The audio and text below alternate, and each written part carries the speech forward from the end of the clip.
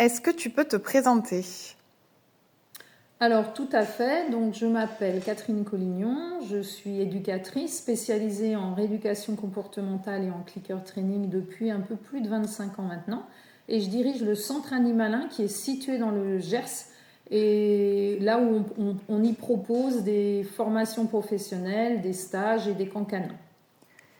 Et tu utilises la méthode du clicker training. Est-ce que tu peux nous parler de ça, enfin nous expliquer ce que c'est ? Oui, alors rapidement, la technique du clicker training est une technique d'apprentissage qui a été pensée par des scientifiques et qui réunit 2 conditionnements. Donc le premier des conditionnements qu'on va apprendre au chien, c'est que le clicker, en tout cas le son du clicker, qui est ce petit instrument, par voie de conséquence lui fait obtenir une friandise. Donc à chaque fois que j'ai actionné le clicker, le chien obtient une friandise.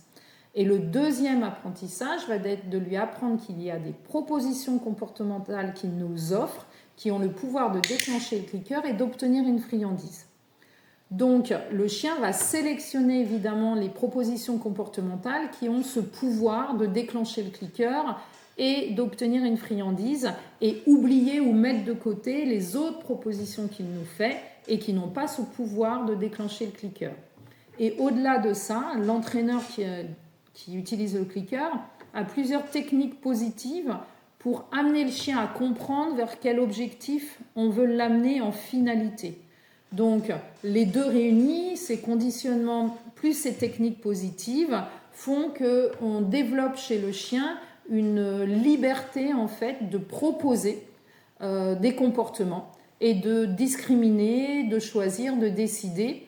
Et nous, on a juste en tant qu'entraîneur, à être très clair dans nos objectifs et à avoir une idée précise de ce qu'on veut. On veut, garder ou préserver chez le chien en tant que comportement et ce qu'on veut ne plus voir apparaître en tant que comportement. Donc on est un petit peu dans des techniques, pour résumer, pour faire simple, dans le jeu du chaud et du froid, c'est-à-dire chaud, clique, froid, ça ne clique pas.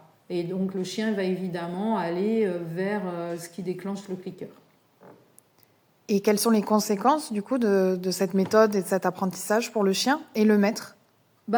En fait, les conséquences, elles sont multiples, même au-delà de ce qu'on pourrait imaginer. C'est-à-dire que, comme philosophiquement, quand on travaille au clicker training, on n'est pas dans les notions d'obéissance et de désobéissance, ni de hiérarchie sociale.